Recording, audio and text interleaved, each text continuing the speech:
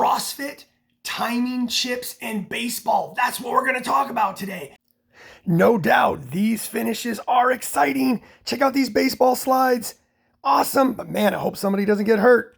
Happy Memorial Day weekend. A little bit of a letdown today after semifinals ending again this weekend. Welcome to the channel, Old Guy Inc. Do me a favor, please hit subscribe, like the video, don't like the video.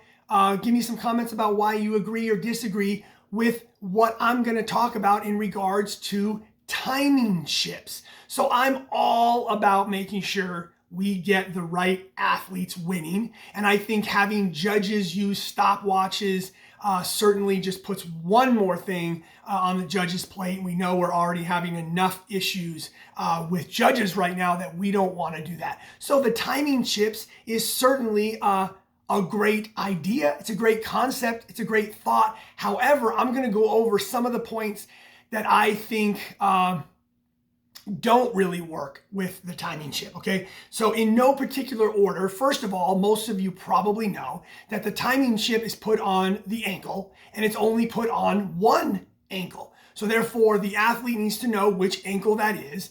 And then if they're in a close race, as you've seen in some of the videos, then it behooves them to do this baseball-like jumping slide and push that leg out in front so that it crosses the timing line first. So I'm not a huge fan, although it makes for exciting finishes. I guess I just don't like that. I don't like when we're in the Coliseums in particular, that between the end where the timing chip line is and then the barrier where the crowd is, I don't know. I mean, I'm saying it's like 6 feet. I mean, so people are running at full speed, jumping out, sticking their legs up. It's on an elevated platform for starters. So I'm seeing people kind of trip and catch their feet all the time. They're trying to do this slide. I mean, somebody is going to get hurt. And then there's no room to decelerate, even if they decide not to slide and they just run as fast as they can across the line. They have to jump over this, once again, this kind of lip, and then boom, they're right there at the barrier. So I think it causes a little bit of opportunity right at the end of a race in particular, not only for injury, but to not always get actually the correct finisher. Maybe I'm just more stuck on track and field and other races, but I believe it's when your torso, your body crosses the finish line.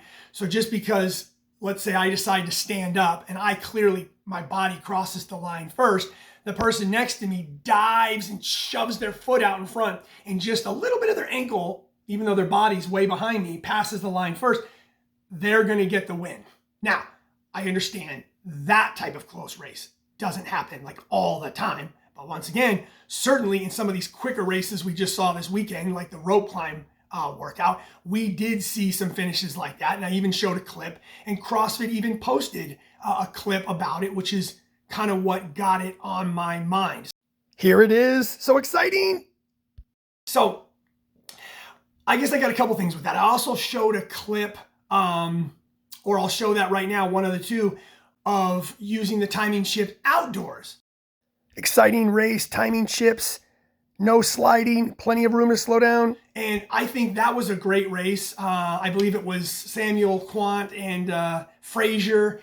And they have this exciting sprint towards the end, but they don't have to dive or slide, and they have plenty of room to decelerate. And so, that makes for a great finish, and the timing chip there is going to be right on to decide who wins. Once again, though, there's a little bit of luck involved in that, because if you're neck and neck with somebody, once again, the timing chip is only on one leg. So it's going to depend what stride you happen to be on. So I might be, going with these far-fetched scenarios, but there will be, if not already, has been a time where two athletes, like that video I showed, will be sprinting side by side to the finish, and one athlete's torso is just a little bit ahead, but as they cross the finish line, that athlete gets unlucky, and the foot that crosses the line first and the torso doesn't have the timing chip on it. The timing chip's on the foot that's still behind the line. The person next to them is actually behind them, just a little bit. We're talking about like hundredths, tenths of a second. That's why we're using timing chips. They get lucky and their front foot is forward. Boom, they're going to get the win, even though if you were to slow it down and look from the side, we would all determine clearly this other person crossed the finish line first. So it is not a perfect system.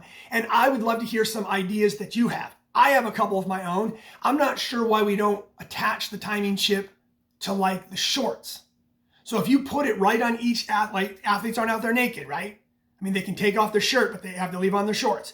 So if you clipped it to the side, like on the hip area of each athlete's shorts, then it would be detrimental for them to slide and do these diving finishes. And we'd always make sure that whoever's body, the torso, crossed the finish line first, got the win. So athletes would at least finish races standing up, okay?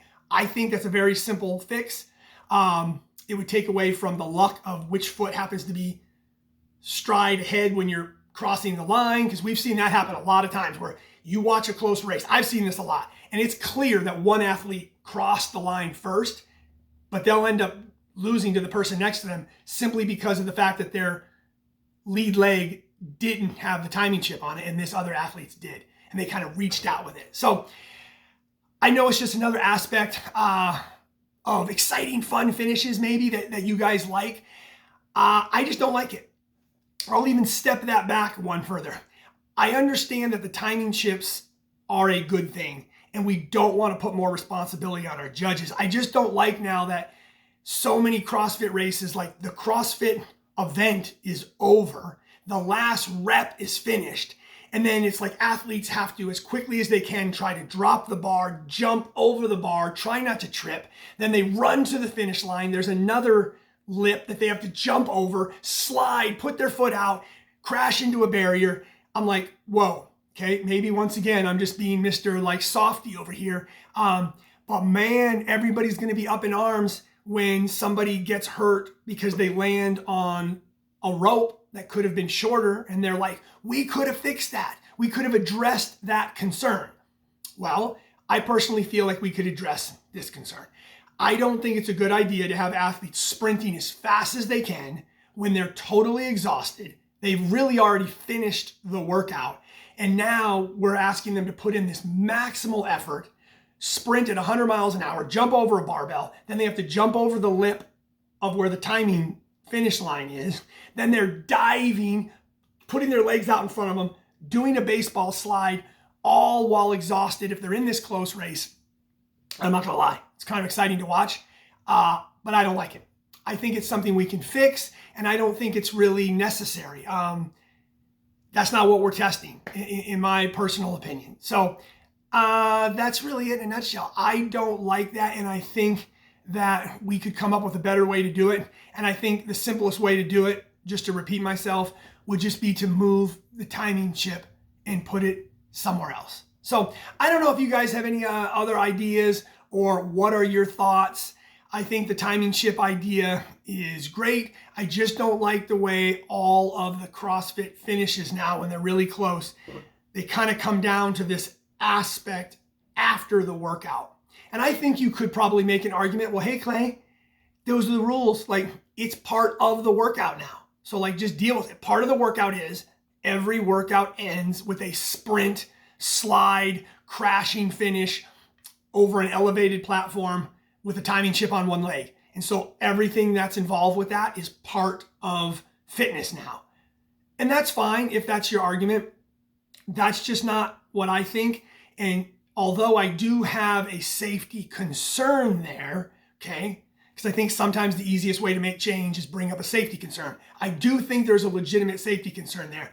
But once again, to be a broken record, what I'm going to tell you is I think the main reason we got timing chips in the first place was to try to ensure that we were getting more accurate finishing placements, right? That we were getting the correct athletes in the right place in these really close races. And so that's why we went to the timing chip. And what I'm telling you is, my personal opinion is, I don't think whoever's foot gets across the line first should necessarily be the winner if somebody else's entire body pretty much beat them across the line, except for their trailing leg that was behind them, because unfortunately, that's just where their timing chip happened to be. I think there's a very simple fix that can be made there simply by moving the timing chip. Now, would I also like to see a greater runway so that athletes have a larger distance to slow down before they get to the barrier? Yes. Would I like to see them develop a way they can put the timing chip like on the floor and not make it a trip hazard so they don't have to also jump up over a lip? I just don't want to keep seeing baseball sliding finishes. I don't like it. I do think somebody's going to get hurt. And once again, I also don't think it gives us the accurate finishers all the time. I think it puts a little too much luck involved. So let's move the timing chip. Let's lengthen the runway there, the deceleration period a little bit. And I think that's a simple fix. I think it would help. But I'd love to know what you guys think. Let me know.